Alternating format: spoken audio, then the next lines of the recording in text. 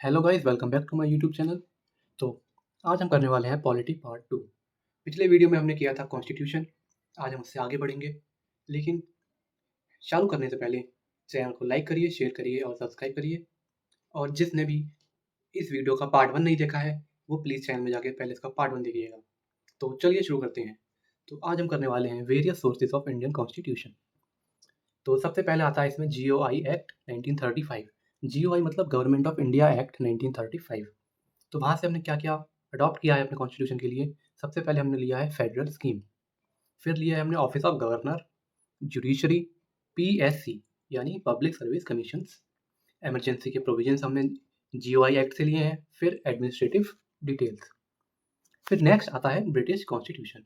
British constitution से हमने parliamentary government ली है, फिर रूल ऑफ लॉ लिया है, legislative procedure, single citizenship, cabinet system, prerogative writs, parliamentary privileges and bicameralism. तो ये सब हमने कहाँ से लिया है? ब्रिटिश कॉन्स्टिट्यूशन से लिया है। फिर अगला आता है यूएस कॉन्स्टिट्यूशन। तो हमने यूएस कॉन्स्टिट्यूशन से क्या क्या चीज़ें अडॉप्ट करी हैं? सबसे पहले हमने लिया है फंडामेंटल राइट्स, फिर हमने लिया है independence of judiciary, judicial review, impeachment of president, removal of supreme court, high court जजेस एंड वाइस प्रेसिडेंट। ये सब हमने कहाँ से लिया है? यूएस के कॉन्स्टिट्यूशन से। फिर आगे चलते हैं। फिर नेक्स्ट आता है आयरिश कॉन्स्टिट्यूशन। तो आयरिश कॉन्स्टिट्यूशन से हमने लिया है DPSP यानी directive principles of state policies, nomination of members of Rajya Sabha, method of election of president. अब आप सभी कमेंट सेक्शन में DPSP के आर्टिकल नंबर लिख के बताइएगा। फिर नेक्स्ट आता है कैनेडियन कॉन्स्टिट्यूशन। तो कैनेडियन कॉन्स्टिट्यूशन से हमने क्या लिया है? Federation with strong centre. एक स्ट्रॉन्ग सेंटर होना चाहिए फेडरेशन में, वो हमने कहाँ से लिया है? कनाडा के कॉन्स्टिट्यूशन से लिया है। फिर wasting of residuary powers in centre, appointment of state governors, governors के अपॉइंटमेंट्स के बारे में हमने कनाडा के कॉन्स्टिट्यूशन से लिया है। फिर आता है advisory jurisdiction of supreme court. फिर जो नेक्स्ट कॉन्स्टिट्यूशन है वो है ऑस्ट्रेलिया का कॉन्स्टिट्यूशन यानी कि ऑस्ट्रेलियन कॉन्स्टिट्यूशन। तो ऑस्ट्रेलियन कॉन्स्टिट्यूशन से हमने ली है concurrent list, freedom of trade, commerce and intercourse और joint sitting of 2 houses. Next आता है जर्मनी। जर्मनी के कॉन्स्टिट्यूशन से हमने क्या-क्या चीज़ें अडॉप्ट करी हैं?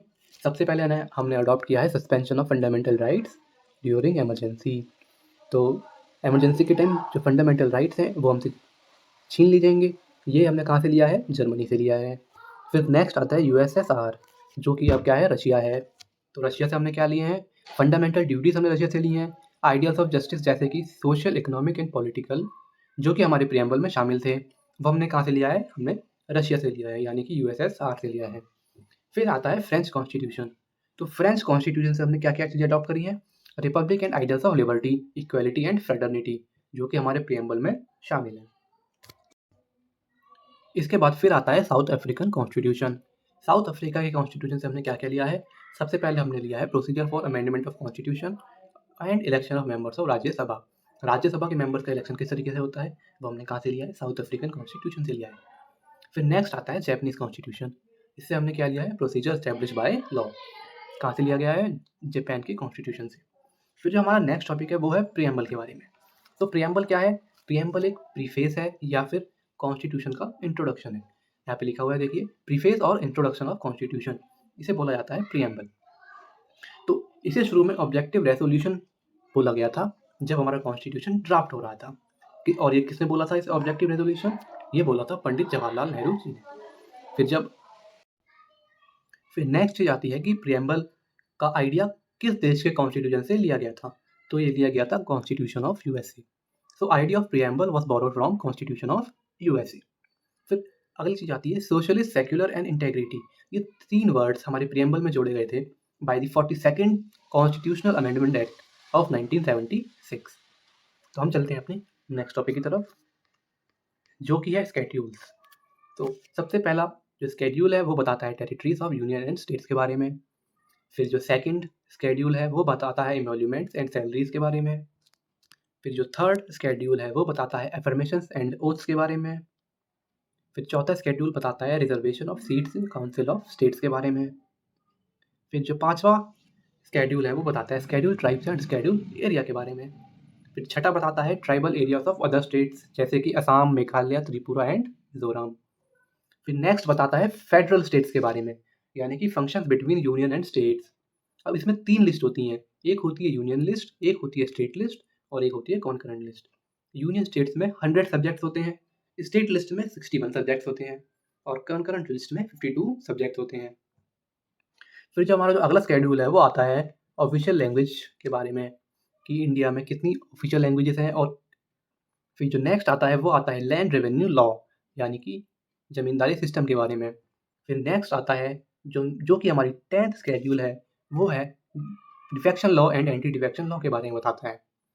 फिर जो नेक्स्ट शेड्यूल बताता है पंचायत के बारे में, जो कि 73rd अमेंडमेंट ऑफ 1992 से जोड़ा गया था।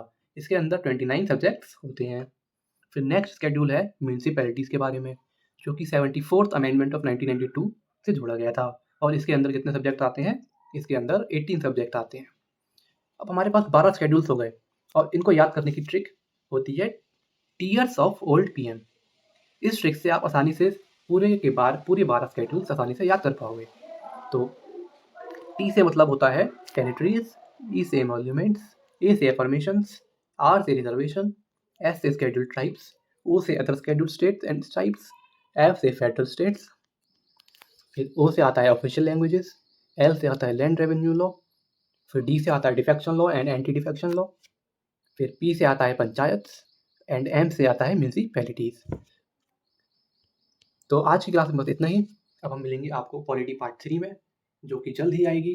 तब तक आप चैनल को लाइक करिए, शेयर करिए एंड सब्सक्राइब करिए। और अगर आपको वीडियो पसंद आई है तो इसे ज़्यादा से ज़्यादा शेयर करिएगा। Thank you.